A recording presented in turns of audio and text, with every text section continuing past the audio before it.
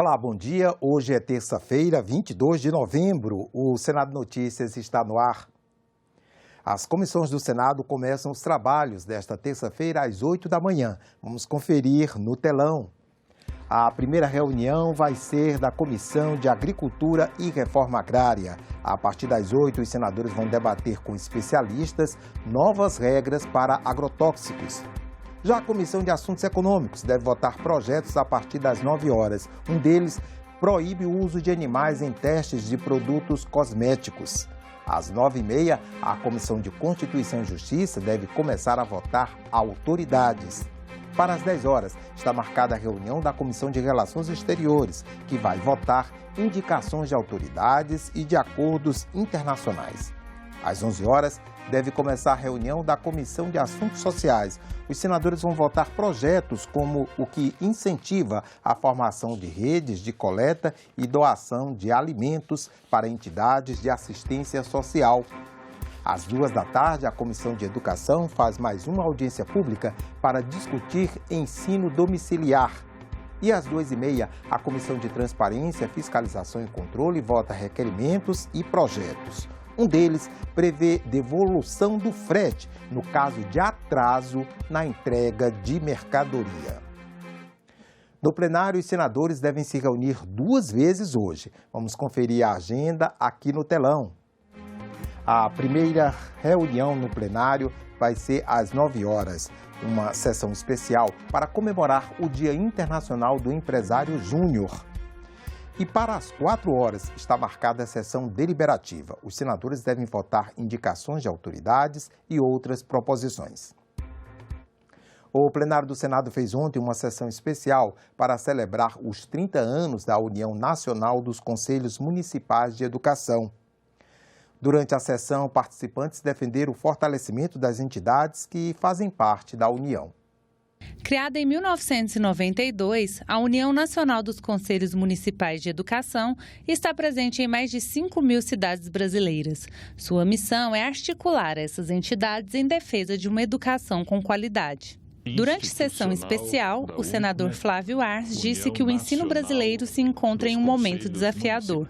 Nosso futuro, para quem ainda não percebeu, só será viável se os adultos de amanhã puderem receber educação de qualidade agora, hoje. O futuro é hoje. Começa hoje e a União Nacional dos Conselhos Municipais de Educação merece todo o nosso apoio para fazer frente a tal desafio. Eu quero dizer que a UNCM ela tem levado essa discussão com muita seriedade. Primeiro, levando propostas a exemplo da nossa defesa do Fundeb permanente que fizemos em 2020. Temos dado atenção muito a todas as matérias que aqui são discutidas, a exemplo do PLP 235/19, que trata do Sistema Nacional de Educação, já aprovado nesta casa, e que nos leva de sua autoria e que nos traz realmente uma visão muito clara de construção do Sistema Nacional de Educação. A coordenadora nacional do Conselho de Acompanhamento e Controle Social do Fundeb defendeu o fortalecimento das entidades de educação. A nossa luta é pelos conselhos, os conselhos que fazem parte da educação, que são eles os conselhos municipais de educação, o conselho do Fundeb e o conselho de alimentação. Nós precisamos que os conselhos sejam respeitados e precisamos para isso nós precisamos então que ele tenha uma estrutura, né? Isso a gente fala nos 5.570 municípios. Nós ainda, os conselhos municipais do Fundeb, eles existem dos 5.570, assim como o da alimentação. Mas o da educação não.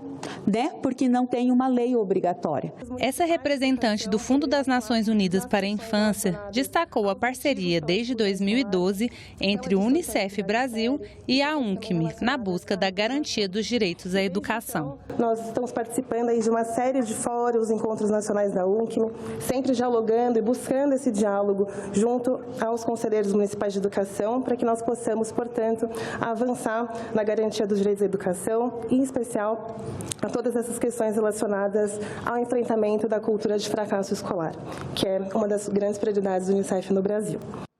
A subcomissão que acompanha a educação durante a pandemia da Covid-19 debateu o orçamento do setor em audiência pública nesta segunda-feira.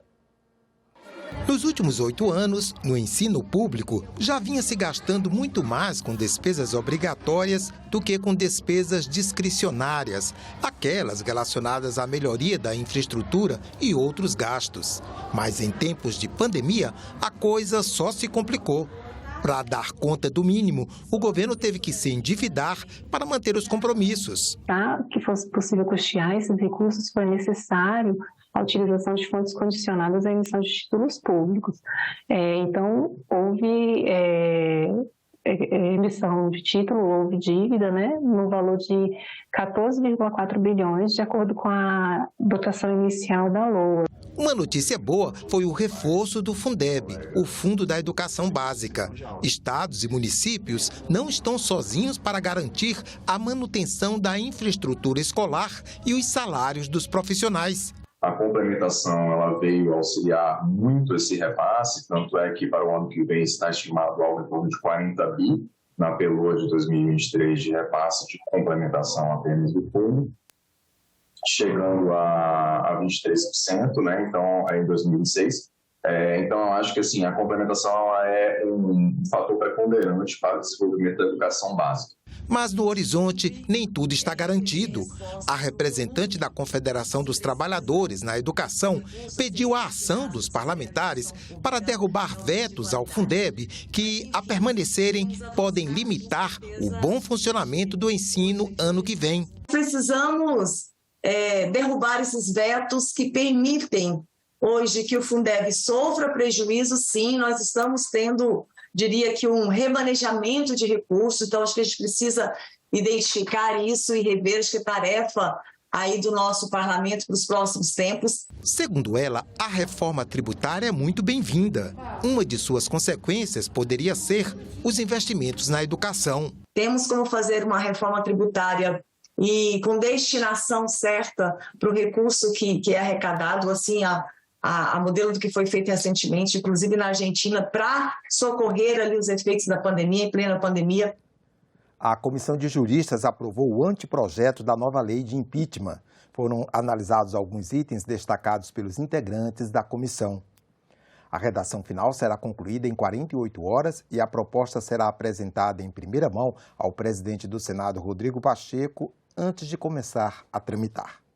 A comissão está trabalhando no anteprojeto desde março desse ano e é presidida por Ricardo Lewandowski, ministro do Supremo Tribunal Federal. Também faz parte do grupo o ex-senador Antônio Anastasia, hoje ministro do Tribunal de Contas da União. A proposta define os crimes de responsabilidade e regulamenta o processo de impeachment do presidente da República e outras autoridades. A lei do impeachment é de 1950 e não foi incorporada por vários itens da atual Constituição. Penso, e acho que é a convicção de todos, que vamos apresentar à consideração dos eminentes membros do Congresso Nacional um texto denso, robusto, atualizado, que faz com que a lei do impeachment incorpore todas as previsões que a Constituição de 1988 faz com respeito aos sujeitos dos crimes de responsabilidade. Senadores eleitos e assessores recebem uma aula de como funciona o Senado. O seminário no auditório do Interleges começou ontem e vai até amanhã. Na entrada, muitas fotos, conversas, votos de boas-vindas aos senadores eleitos no dia 2 de outubro e também às equipes de assessores. O seminário é uma oportunidade para eles conhecerem um pouco mais sobre a casa onde os futuros senadores vão exercer seus mandatos a partir de fevereiro do ano que vem. Eu vejo isso aqui como uma excelente iniciativa do Senado para dar esse pontapé inicial, para que todos nós, comecemos a aprender os detalhes, né, da rotina aqui dentro do Senado. Eu tenho experiência parlamentar, mas no âmbito da Assembleia Legislativa de Pernambuco. Aqui as expectativas são outras, porque a pauta é outra, a responsabilidade é muito grande e parabenizo a mesa diretora por essa iniciativa. É importante conhecer, é importante a gente estar aqui sabendo como funciona para poder a gente colocar em prática e assim retribuir a cada um dos eleitores 1.484.110 votos, retribuir a eles a toda essa confiança que eles nos deram. Até quarta-feira eles vão conhecer a estrutura administrativa e legislativa da Casa, como funcionam órgãos como a Advocacia do Senado, a comunicação e os programas de treinamento, por exemplo. E também vão ficar por dentro de informações práticas do dia a dia dos gabinetes, como as regras para o uso da verba parlamentar, a demanda de pareceres e notas técnicas e prestação de serviços gráficos. É um jeito deles irem se ambientando e, com isso, tornar mais fácil o trabalho de instalação dos novos gabinetes. É uma primeira aproximação, evidentemente, isso não esgota, né? Mas a gente teve a percepção bem clara, da última vez que foi feito o seminário, quanto isso ajudou a que os gabinetes se instalassem de uma forma rápida, de uma forma completa. Ficamos por aqui. Você pode rever as reportagens desta edição na nossa página na internet, senado.leg.br/TV.